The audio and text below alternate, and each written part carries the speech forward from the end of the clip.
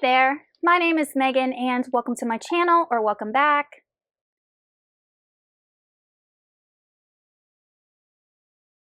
Today I'm going to be doing a book review for Ravencry by Ed McDonald.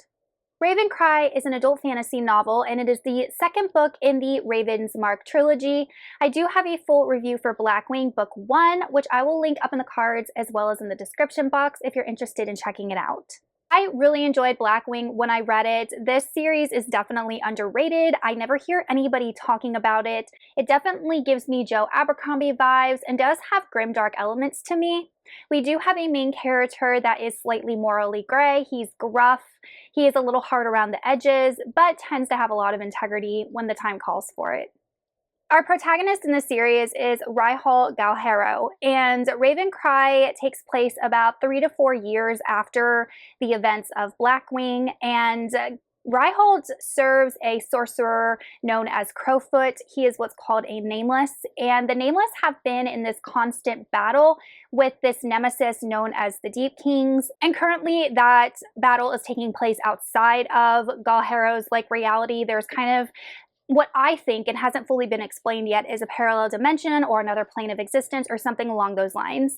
However, Ryhalt and his team of Blackwing have been left behind to deal with the misery. It was caused by a battle between the Deep Kings and the Nameless eons ago. The city of Valengaurd, where Ryhalt lives, is currently in political chaos, and there is this religious order that has arisen known as the Order of the Bright Lady, and it is worshiping this woman that in book 1 we see sacrificed herself for the greater good, and people are saying that she is appearing to them in visions in this bright burst of light, and Ryhalt is like, no, that's not possible, but he begins to think that maybe this woman from book 1 whom he loved did not actually die and is kind of existing in one of those alternate realities. But the Order of the Bright Lady has a strong foothold in Valengaurd. Their pull is so strong that they are essentially seizing control.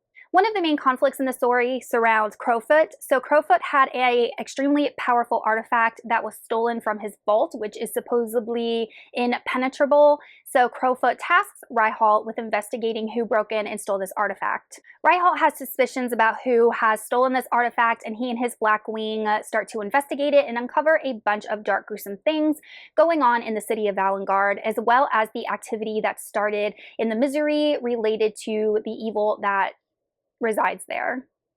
Going on into the things that I liked about this book, I really love the misery, the setting of the misery in this book.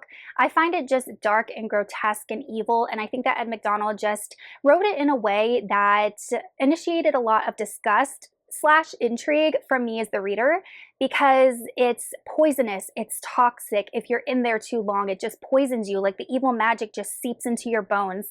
Every single thing that goes in there is twisted and contorted in some way. And I was just fascinated by the misery, and I really can't wait to see if Ed McDonald expands on this section of his fantasy world. And then we did see Galharrow, as he spent time in the misery, he had to navigate it, and he came into contact with a lot of evil that was in there. And there was this one scene towards the maybe two-thirds of the book where he actually, I want to say he almost encounters one of these alternate dimensions or separate planes of existence, and I think that in the 3rd book that will be expanded upon, and I'm super excited because I found it really intriguing. And then I like Galharrow as a character overall. He definitely has some morally gray aspects to him. He is dark, he is gruff, he is rough around the edges, and he does not allow himself to be happy.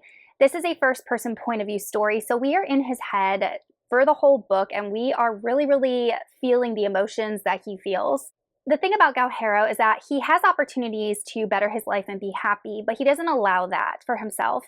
For example, there is a woman in this 2nd installment that wants to begin a relationship with him who could make him happy, whom he respects and could fall in love with, and he refuses to allow himself that pleasure. And then we also see that Galharrow is driven very much by duty and loyalty, but then he's also still in love with the woman from book 1.